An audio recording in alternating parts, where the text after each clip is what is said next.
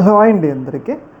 గతంలో అంటే వైసీపీ అధికారంలో ఉన్నప్పుడు, అలాగే హైదరాబాద్లో బీఆర్ఎస్ అధికారంలో ఉన్నప్పుడు కొన్ని మీడియా ఛానళ్ళు, ముఖ్యంగా టీడీపీ అనుకూల ఛానళ్ళు జగన్‌కి వ్యతిరేకంగా, అలాగే కేసీఆర్‌కి వ్యతిరేకంగా ఎంత ప్రచారం చేసినా కానీ వాళ్ళు ప్రజాస్వామ్యంలో ఇవన్నీ కామను, చూసి చూడనట్లు వదిలేయాలని చెప్పేసి వాళ్ళు పెద్ద మనసుతో చాలా వాటిని వదిలేశారు.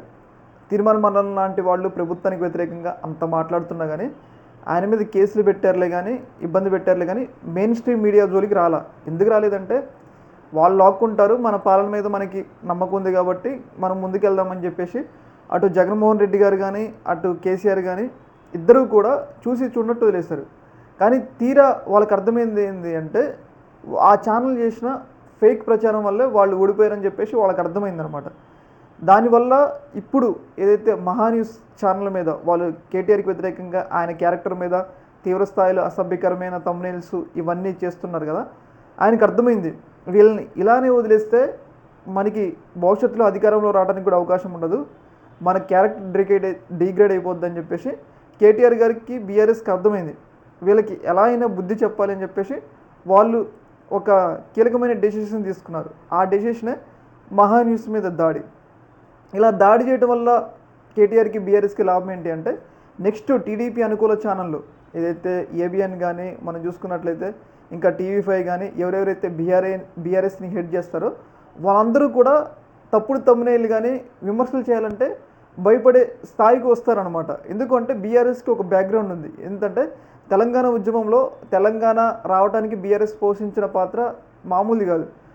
అప్పుడు తెలంగాణలో ఉండి ఆంధ్ర ఛానల్లో కూడా తెలంగాణ సపోర్ట్ చేసినాయి అంటే అప్పుడు బీఆర్ఎస్ అంటే టీఆర్ఎస్ అంటే ఎంత భయం మనం అర్థం చేసుకోవచ్చు. కానీ అధికారం వచ్చిన తర్వాత కేసీఆర్ ఈ పగ రాజకీయాలను పక్కన పెట్టారు, వాళ్ళ ఇష్టం వచ్చినట్లు రాసుకున్నారు.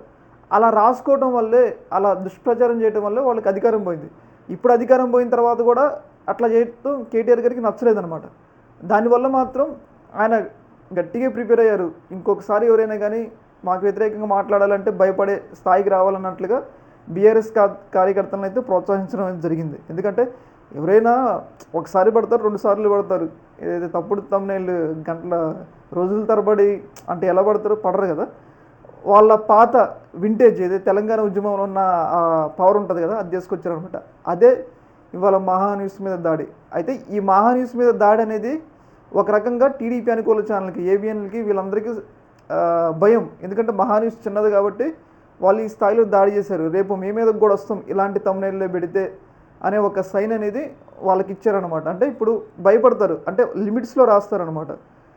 అయితే ఇక్కడ మనం గమనించుకోవాల్సింది ఏంటంటే ఈ సాంప్రదాయాన్ని ఏదైతే ఈ మీడియా సంస్థల మీద సాంప్రదాయాన్ని మొదలుపెట్టింది టీడీపీ వాళ్ళే అని చెప్పేసి ఇక్కడ మనం క్లియర్గా అర్థం చేసుకోవచ్చు. ఎందుకు అంటే రీసెంట్గా సాక్షి మీడియా మీద దాడి జరిగింది కదా, సాక్షి మీడియా మీద దాడి జరగాలని దాన్ని గుర్తించిన బీఆర్ఎస్ కేటీఆర్ గారు వాళ్ళ కార్యకర్తలను ఇప్పుడు మహాన్యూస్ మీద దాడి చేయనట్లుగా వాళ్ళు ప్రోత్సహించారనమాట. ఇక్కడ క్లియర్గా మనం చూసుకున్నట్లయితే ఏదేమైనా కానీ ఒక సాంప్రదాయాన్ని మొదలు పెడితే ఎలా ఉంటుందో పరిస్థితులు అనేది ఇక్కడ మనం చూస్తూ ఉన్నాం.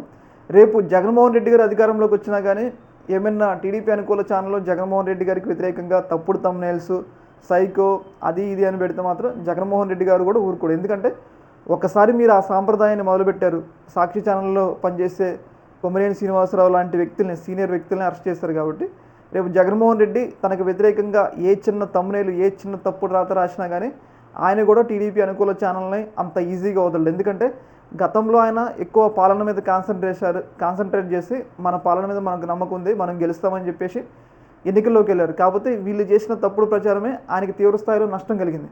అయితే ఈసారి మాత్రం బీఆర్ఎస్ కానీ వైసీపీ కానీ ఈ తప్పుడు ప్రచారాన్ని అంత ఈజీగా వాళ్ళు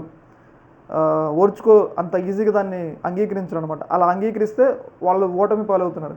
దీన్ని బట్టి ఏదైతే ఈ మహాన్యూస్ మీద దాడిని బట్టి బీఆర్ఎస్ కానీ వైసీపీ కానీ చెప్పాల్సింది ఏంటంటే మీరు తప్పుడు రాతలు రాస్తే మాత్రం ఎవరికైనా, ఇప్పుడు టీడీపీకి అనుకూల ఛానల్ అయినా ఎవరైనా కానీ వాళ్ళకు మాత్రం భవిష్యత్తులో ఇంతకన్నా ఎక్కువ ఉంటుంది అన్నట్లుగా ఒక రకమైన వార్నింగ్ సైన్ లాంటిది బీఆర్ఎస్ ఇచ్చిందంటంలో ఎలాంటి సందేహం అయితే లేదు.